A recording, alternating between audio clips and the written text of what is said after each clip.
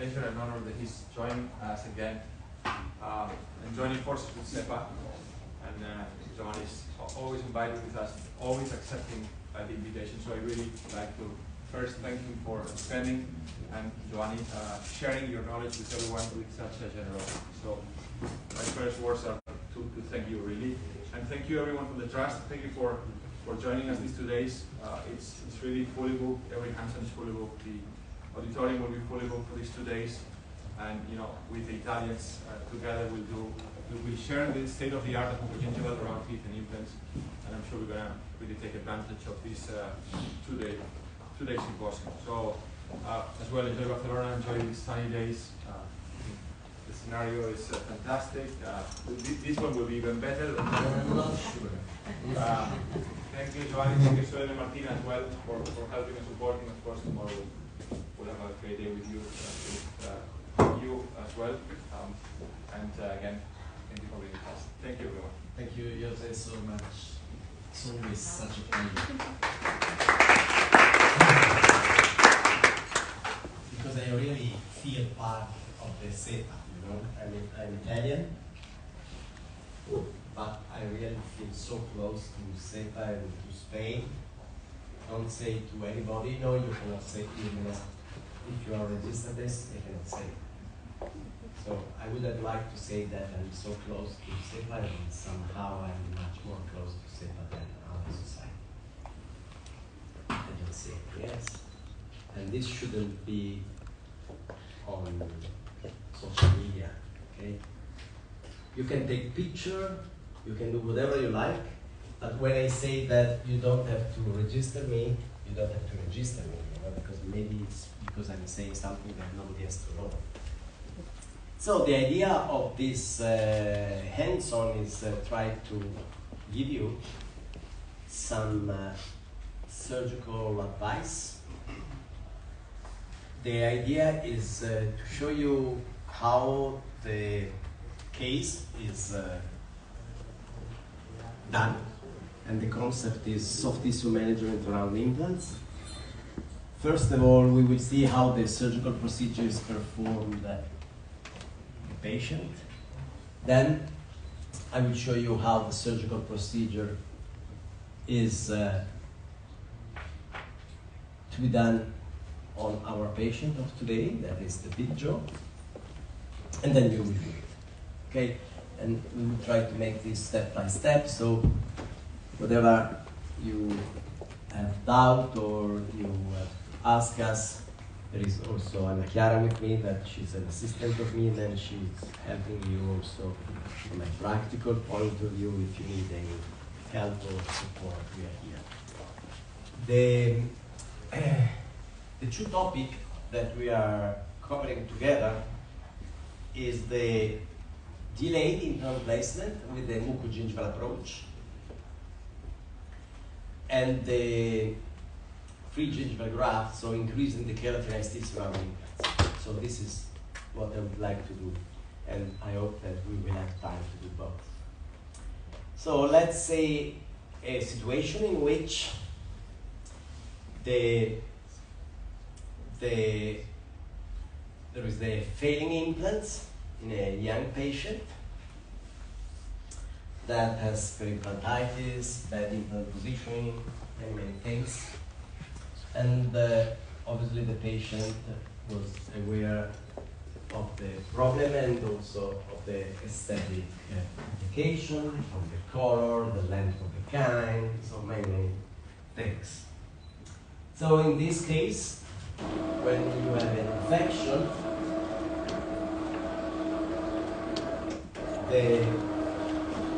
it's like a periodontal infection or periimplant infection.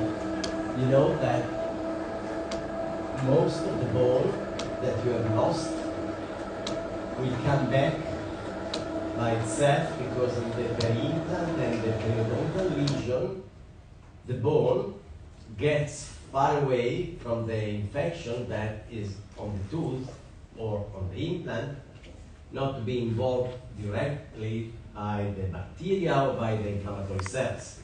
So once bacteria colonize the implant surface an inflammatory process is activated, and in this inflammatory process, substances like prostaglandins are produced so to activate the osteoclast, and these osteoclasts start to make resorption of the bone, so the bone gets far from the infection. It's completely different from an endodontic lesion that most of the time, like the granuloma, like the cyst, is completely separated from the bone by an epithelium.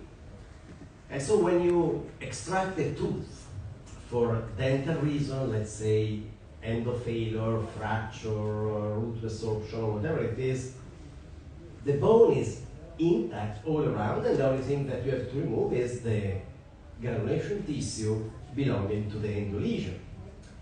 In the periodontal and the peri-implant lesion, what you don't see, what you see that is radiotransparent is the bone that is getting far, not to be involved by the infection, and this means that once the tooth will be extracted, since there is no more the infection, the bone that has been demineralized in order to get far from the infection will come back. So by definition, in a situation in which we have periimplantitis or periodontitis, which is the reason for tooth extraction, we have to leave the time for the bone to come back, because 90% of this bone will come back, obviously, if you wait enough that the bone comes back. And this is not for sure 6-8 weeks, as somebody says. In 6-8 weeks, more or less, the soft tissue heal, but in truth they don't heal enough also in 6-8 weeks, but for sure not the bone. So in 6-8 weeks time, you have exactly the same situation of the bone that you have at the time of the implant or tooth extraction. But in this case, you know that the granulation tissue, it's demineralized bone, so you don't have to remove the granulation tissue from inside the defect, because the risk is that if you remove it and there is some proximity of the two adjacent teeth, you also risk to lose bone, periodontal ligament, and attachment of the adjacent teeth that seems not to have any bone in the radiograph because the bone is resorbed. But there is still attachment, and so the right choice is always a delayed approach. You know, I am absolutely a fan of immediate implant placement. If you want, we can speak about immediate implant placement for 2 weeks, but not in the case of periodontal or peri-implant infection, because in this situation, you know that the bone that you don't see is demineralized because of the attempt to get far from the infection, but it will come back. So in this case, what you have to do is to remove the implant, remove the crown, the implant, etc., etc. Don't do anything else, and place a Maryland bridge, so a temporary solution, so the patient has the time to wait. And what is very important is that this Maryland bridge should not be compressive with respect to the tissue. And I'm showing this case because this is a case that I saw, unfortunately, at the time of the implant placement, and it was not a case that started as a case of mine. And you see that the colleague of mine that asked me what to do, I told you have to remove the implant, place a Maryland bridge. And what he did in this case is to place a Maryland bridge that was exactly with the same shape of the previous tooth. And this is a big mistake. You can place a Maryland that is compressive with respect to the tissue only if you decide that that is the final solution. But if you know that in this area you are going to do something better, that could be implant placement, you have to allow the tissue here. And so you have to leave much more space between the pontic and the adjacent teeth in order to allow this papilla becomes thicker, thanks to the space that you leave between the original papilla and the pontic. And the same is for the soft tissue margin. You don't have to be compressive with respect to the soft tissue margin, because this creates a hole that never heals, really, because it most of the time remains with no epithelium, and this is something that is really, can really impair your surgical procedure when it's the time for implant placement.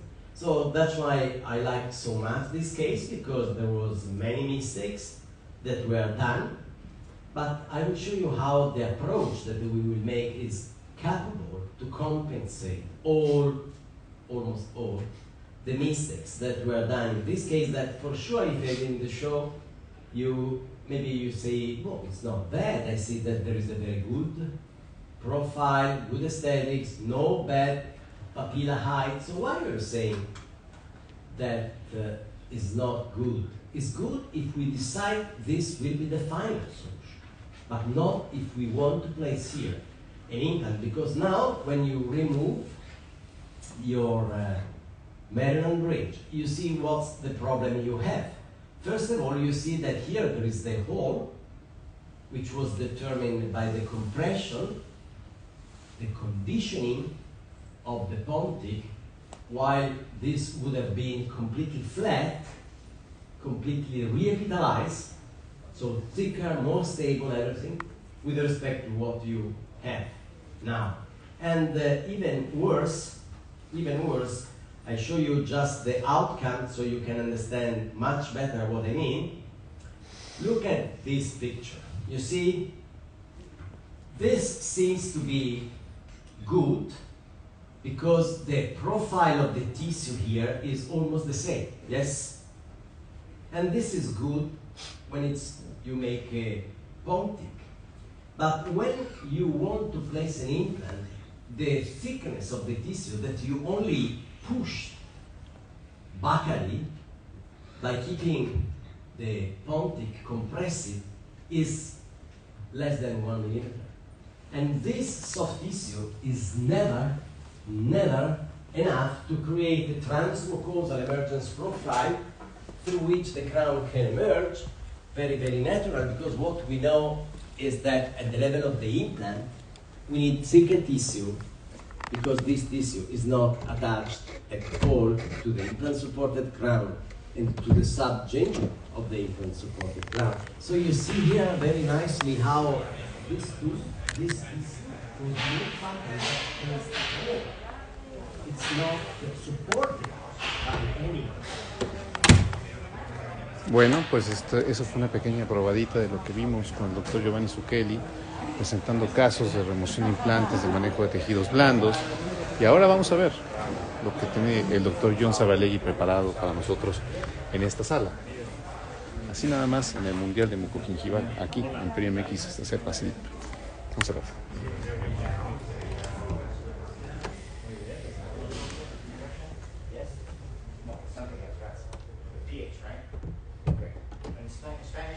Can be with a VE, it's a depression, with IA, it's a psychological imbalance. Okay, all right?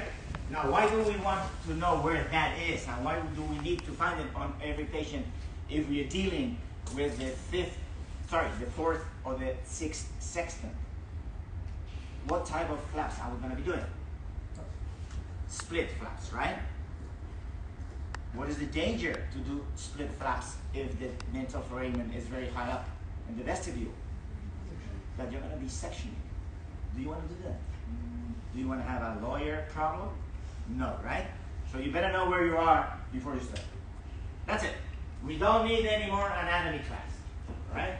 But for instance, so that we get into some kind of cases, this patient needed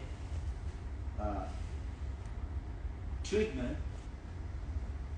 Of course, she doesn't need treatment for gingival coverage, for root coverage. She needs treatment, and this is something that we're going to be talking a lot about, for augmenting the band of keratinized tissue because of the lack initially of that. That you see there is mammal-derived proteins. We will discuss why I use it all the time. But here we are dealing on a RT2, RT3 type of patient, and we have very close the mental terrain. If we do not limit it at the beginning and really know where it is, we're running the risk of severing the nerve, and then is when we do have a big problem. Okay? This is the patient. The goal of treatment is not to cover, in this case, the root. It's just to augment the amount of keratinization. Okay? So this is the immediate post. You can see she's not pretty good with plaque. This is not my average type of patient. On the other hand, she's a mouth breather, former smoker, bad habits, etc. Alright? But this is to start with, and this is finished. Now, how many of you consider this a success case? Raise your hands. 1, 2, 3, 4, 5, 6. Okay, how many of you believe this is a failure? Raise your hands. Please don't be ashamed. I mean, don't be scared. I'm not gonna flung you out of the room, so you can. This is a success because from the beginning, the goal of treatment is to augment the band of keratinization. Stop. And this is very important because if you do not establish from the beginning your goals of treatment, you're gonna crash. And you're gonna go to bed thinking, oh, how poor my abilities are because I failed on every patient. No, this is a success, all right? Okay? I do have this case on a long term, 8, 10 years, and it's still there, okay? Right? So, now, we were trained, probably you also, right, in Miller gingival recession classification, and some of you also, right? Now from 2017, the World Workshop in the periodontal disease classification established and adopted Kairos suggestion, and now we all know what type of recessions we deal with. It's very simple. It's RT1. There is no interproximal bone loss. RT2, the bone loss, there is bone loss, which is apical to the recession. And 3. Why do we classify this? Any reason for doing this? Prognosis. Sorry? Prognosis? For prognosis. Very good. Okay? So, this means that if we are dealing with RT1, the goal of treatment could be, because the prognosis is pretty good, to achieve 100%. The goal doesn't mean you're always going to be achieving it. The goal of treatment could be, I'm going to try and cover 100% of the recession on this patient. When it comes to RT2, that proportion of coverage lessens